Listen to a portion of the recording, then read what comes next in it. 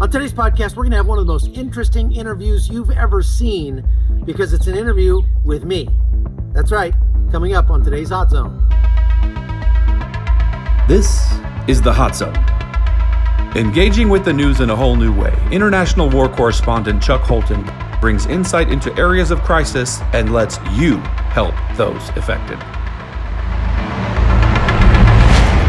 Hey folks, Chuck Holton here. I'm back in Panama, but when I was in Nigeria a couple weeks ago, I was fascinated by the culture there because it's all about self-help and self-improvement. It's almost like a giant Amway convention or something because everybody there is so concerned about learning and growing and becoming a better person. It's just part and parcel of the Nigerian culture.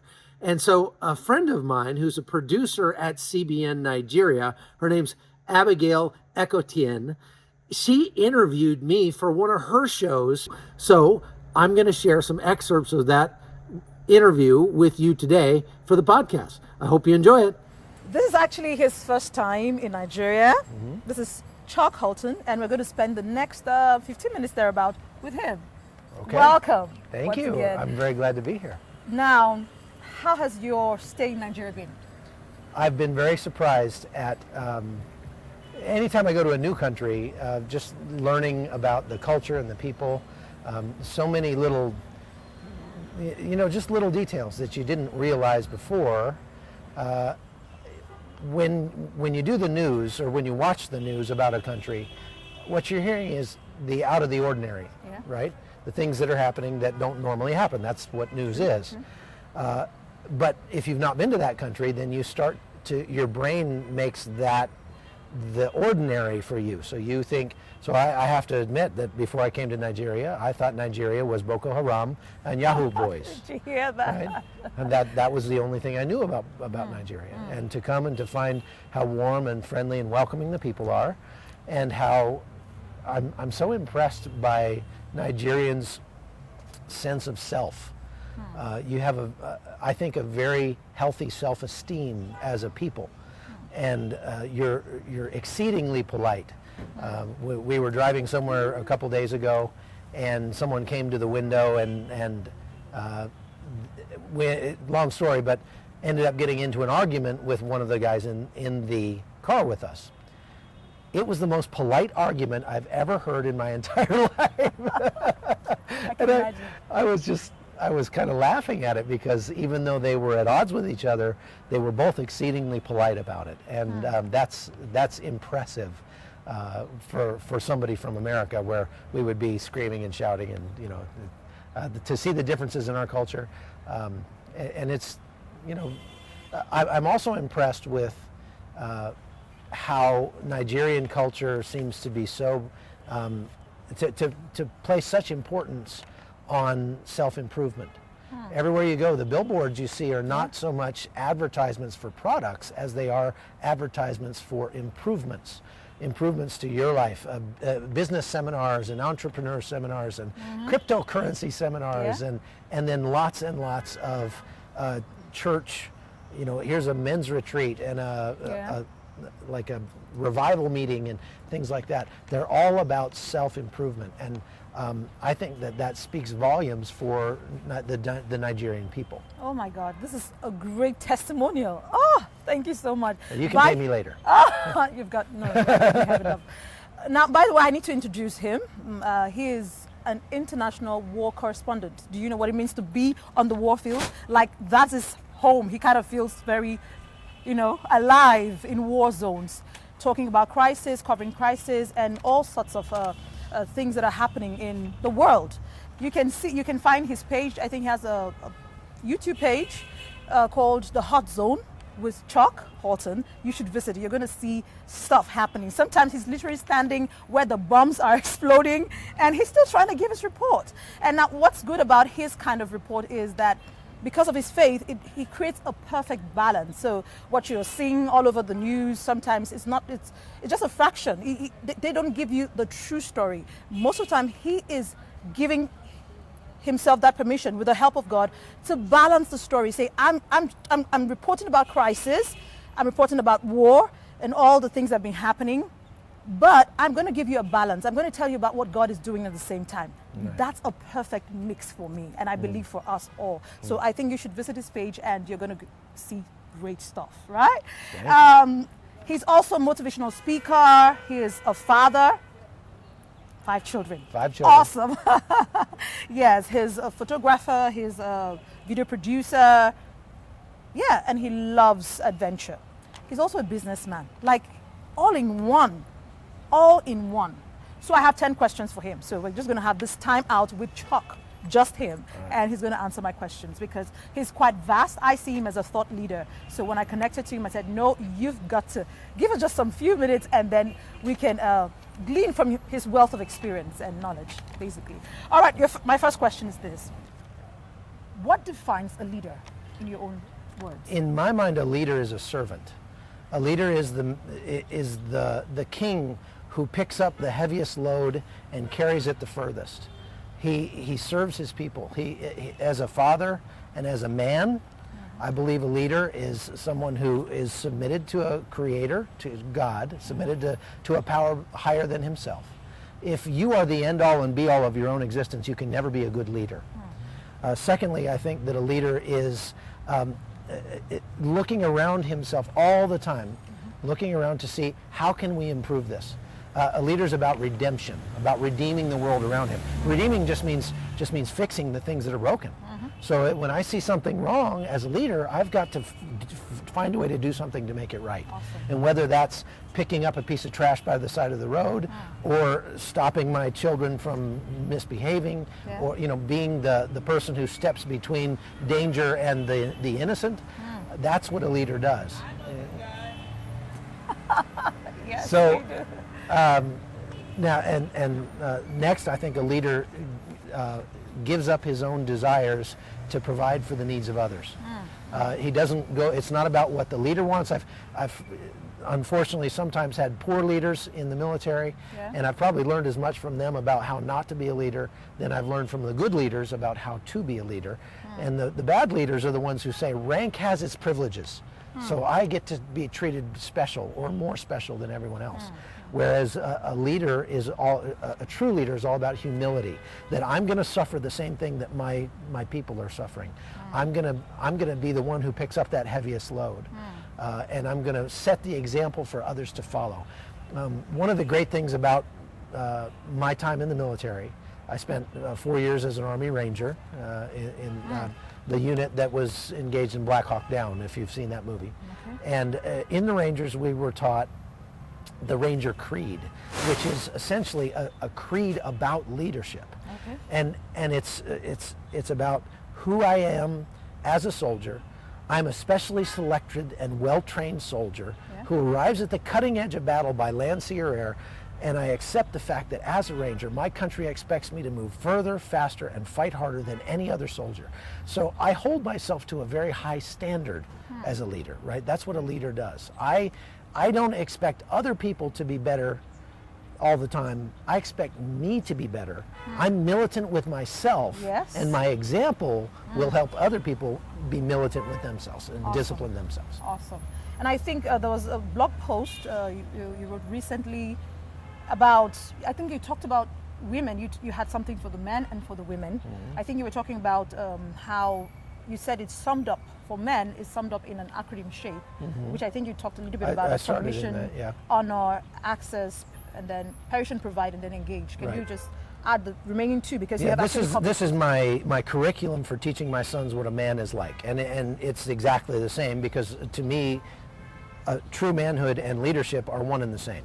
They're synonyms, and so the acronym shape stands for submit. That is, submit to your creator.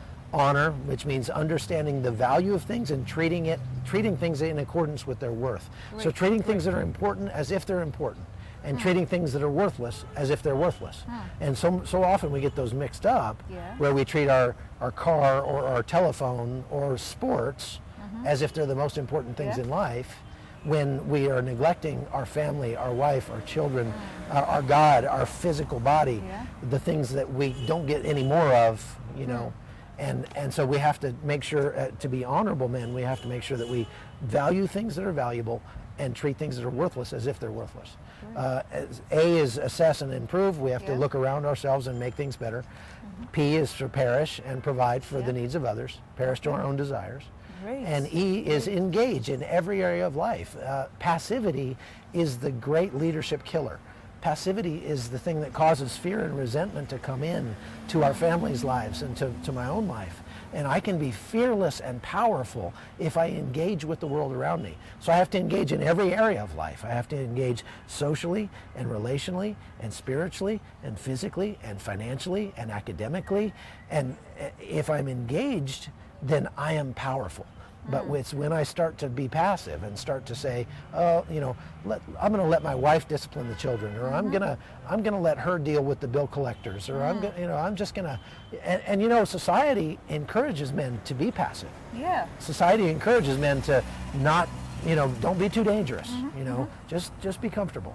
Right? Yeah. And so we have to resist that from without, that pressure from without, but it also wells up from within us because it's our sin nature that makes us want to, you know, give in to our own desires rather than to do what we're called to do as men. Oh my.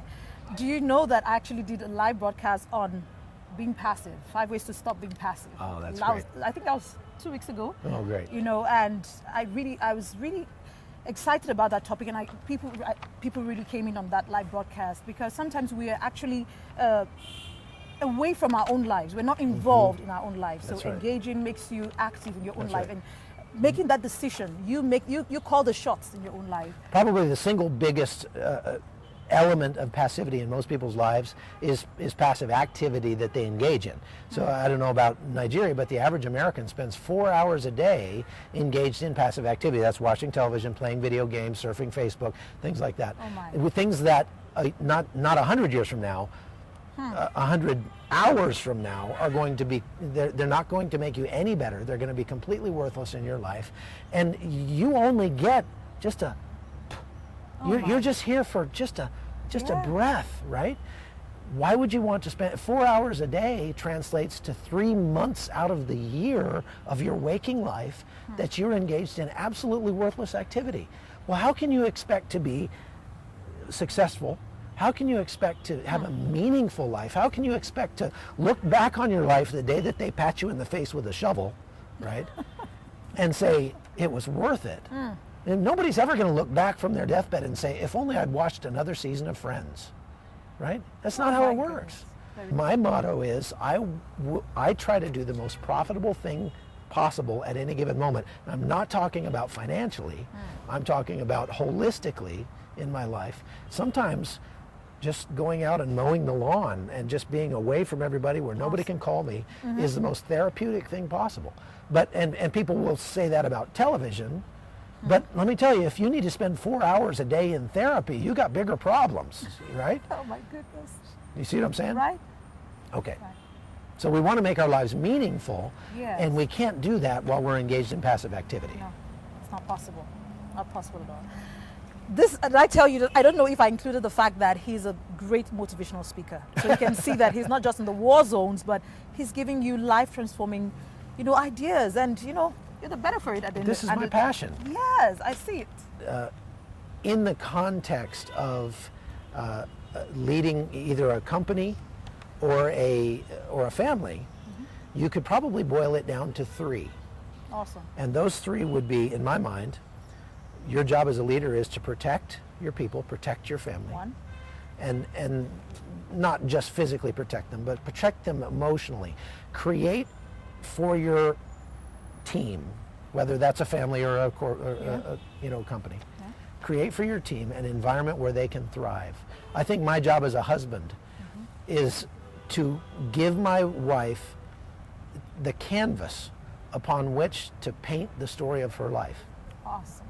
So sweet. Does that make sense? Makes sense. I mean, that's a flowery word picture, but I think, you know, so much of marriage, especially when it comes to leadership, men think, you know, her job is to submit, my job is to, you know, drive the train here. Well, in so doing, in driving the train, my first thought has got to be for her well-being. And so I'm protecting her, not just physically, but spiritually and emotionally as well. Okay, so protection. The second facet, I think, is affection. Okay? Awesome. Because whether it's my family or my team, they have to know that I love them, that I care for them, that I would sacrifice for them. And when you feel loved, then you feel empowered to step out of your comfort zone a little bit, like you know. that. But you have to have a comfort zone from which to step out of.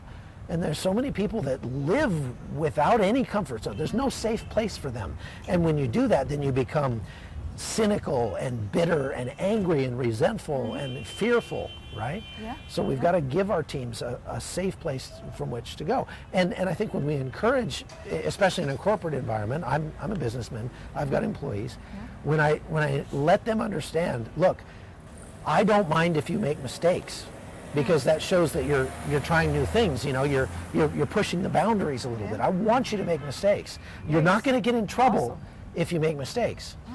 But if you're making the same mistake over and over again, then we need to have a talk. That's a problem. Okay, right? And so I think that's that last thing is provision. I need to provide people the resources as a leader.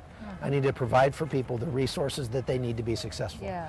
And that requires, that's why I say that the boss is never really the boss. I've been both sides of that equation. Yeah.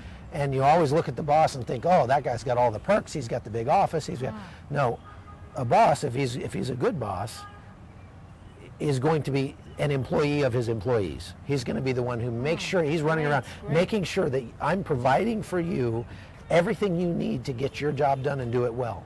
And when it comes to my family, my job for my children is to provide for them everything they need to succeed.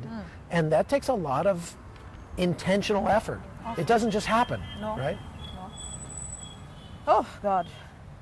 I told you I was actually picking his brain because I don't know when he's going to be coming back to Nigeria. So I'm trying to spread out as much as I can. So we're going to go into passive income. Okay. All right. Well, hopefully you got something out of that besides sleepy. And I hope you enjoyed it. We'll talk to you again on tomorrow's podcast. Thanks for watching. This has been The Hot Zone. The Hot Zone is produced by Amy Holton and Livefire Media. Copyright 2019.